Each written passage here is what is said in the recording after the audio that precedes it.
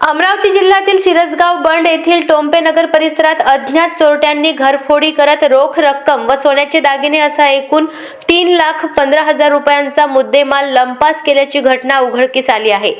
योगेश धनराज किटुकले हे आपल्या कुटुंबियांसह चुलत भावाच्या लग्नासाठी अमरावती येथे गेले होते।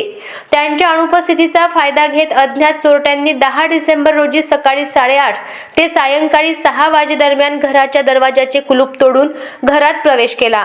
घरातील कपाट फोडून रोख रक्कम व सोन्याचे दागिने चोरून नेले।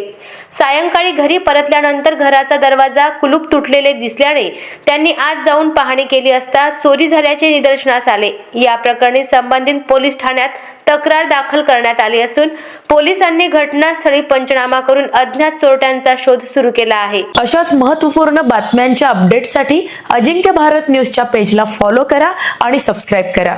Thank you for watching.